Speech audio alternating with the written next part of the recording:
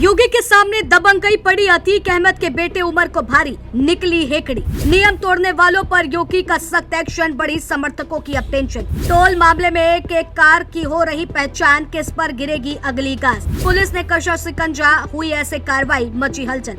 आखिर कौन रडार पर आया? योगी आदित्यनाथ कानून व्यवस्था को लेकर अक्सर सख्त रुख अपनाते नजर आते हैं। इस बार भी उन्होंने ऐसा ही काम किया है, जिसकी चर्चा चारों ओर हो रही है।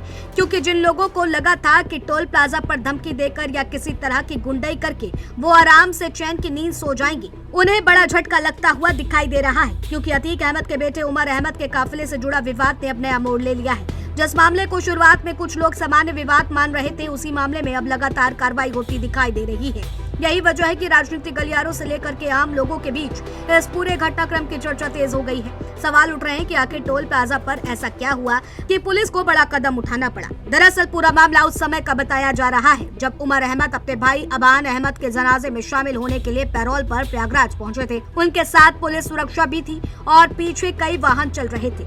आरोप है कि प्रतापगढ़ के कोटिला अख्तियारी टोल प्लाजा पर पहुंचने के बाद कुछ वाहनों को टोल भुगतान के लिए रोका गया, लेकिन वहां विवाद की स्थिति बन गई। टोल कर्मचारियों का दावा है कि कुछ गाड़ियों ने नियमों का पालन नहीं किया और रोकने पर बहस शुरू कर दी।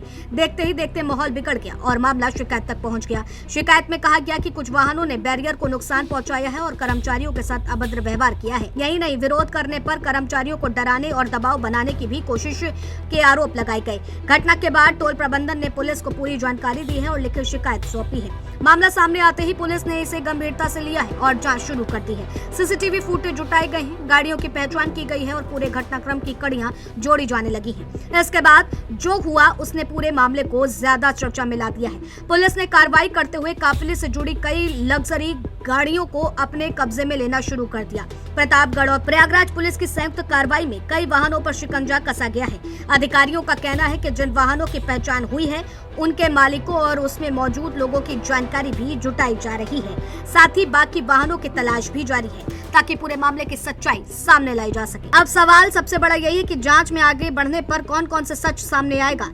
क्या बाकी वाहनों पर भी कार्रवाई होगी? क्या इस मामले में और लोगों की भूमिका की जांच होगी? फिलहाल इतना साफ है कि जिस काफिले को लेकर के विवाद शुरू हुआ था, वही अब कई लोगों के लिए मुश्किलों का कारण बनता दिखाई दे रहा है। योगी सरकार के एक्शन ने एक बार फिर यह संदेश देने की कोशिश की है कि नियमों की अनदेखी और सार्वजनिक व्यवस्था को प्रभावित करने वाले मामलों को हल्के में नहीं लिया जा सकता। आने वाले दिनों में जांच की दिशा भी तय करेगी कि इस पूरे मामले की कहानी आगे किस मोड़ पर पहुंचती है।